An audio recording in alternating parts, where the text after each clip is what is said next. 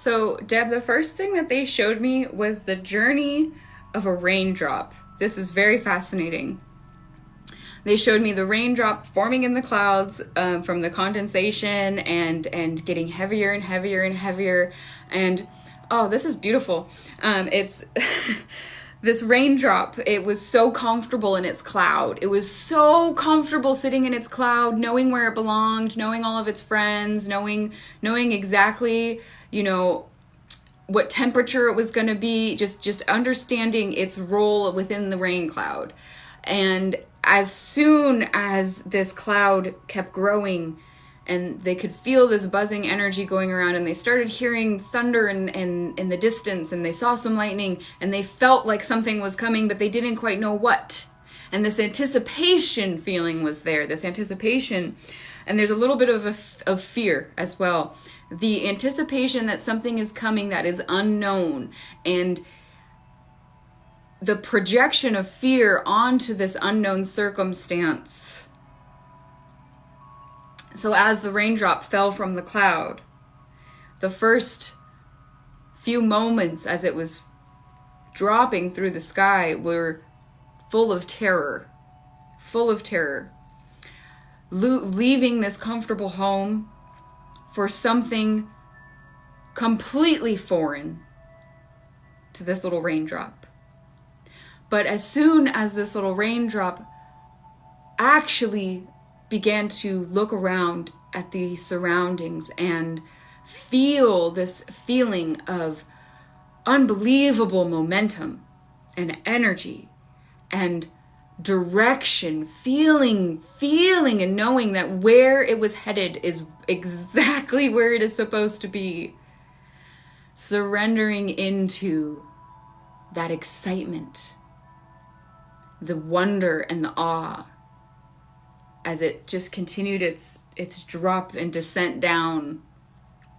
And this raindrop, in its serenity, knew that wherever it was going to land now, the fear has dissipated, knew wherever it was going to land that it would be okay.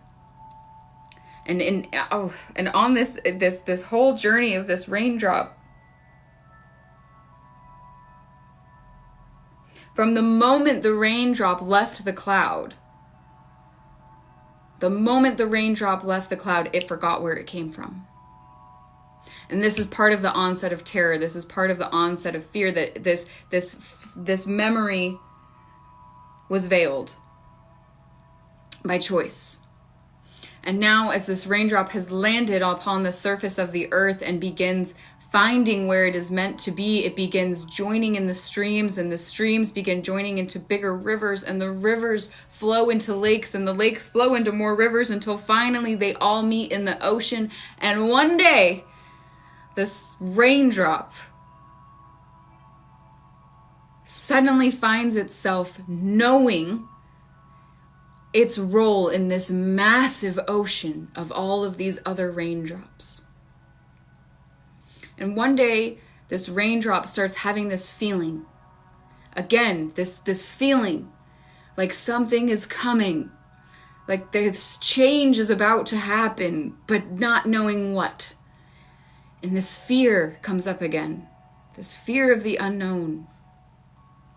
But this time, this little raindrop recognizes that pattern, recognizes this fear, recognizes, hey, I've had this feeling before, and everything turned out to be so much more amazing than I could have ever possibly imagined.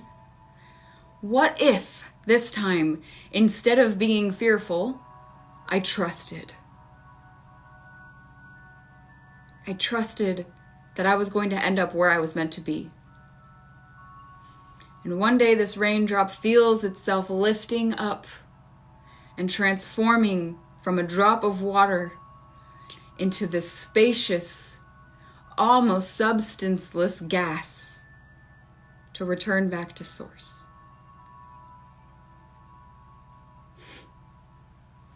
Now, they're showing me this for two reasons. One, anytime this feeling of fear, that something is coming but I don't know what, and the unknown brings up that feeling of fear, to take pause and to ask yourself, when you may have felt this previously, And what was the end result? Not the immediate result, not what you immediately experience from the fear, but from the resolution of the experience and the situation. What was the end result? Was the fear justified? And you will find the answer is always no. The fear was not justified, but the fear did alert you to the potential of change, into the potential of moving into what you truly desire, being in alignment with who you are. It was also told, because this is the journey that we go through as humans. We were safe and comfortable at home, in oneness, in unity. And we knew something was coming. We knew we must come to share our light and our truth with the world. And we chose to come and bring that truth into the world at this time.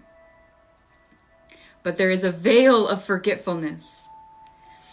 And every time we run into a feeling of fear that may prompt us to want to cower or hide or shrink ourselves or bolster up our defenses so that we are not harmed in any way, to remember this analogy and to remember the memory of being safe at home, protected, healed, and whole is available to us now. And as that memory of our divine truth is available to us now, we are able to experience that now, regardless of what the human circumstances and our human vessel shows or tells us otherwise.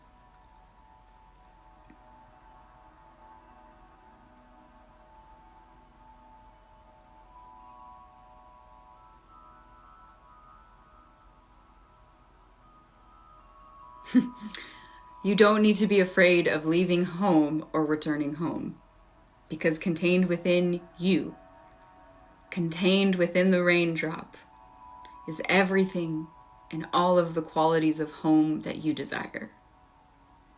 That's the true search, and you don't have to go out very far to find it.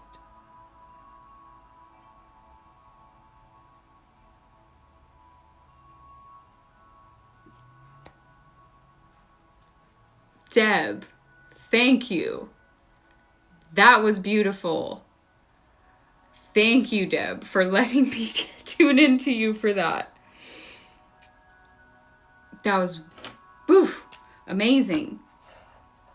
Amazing.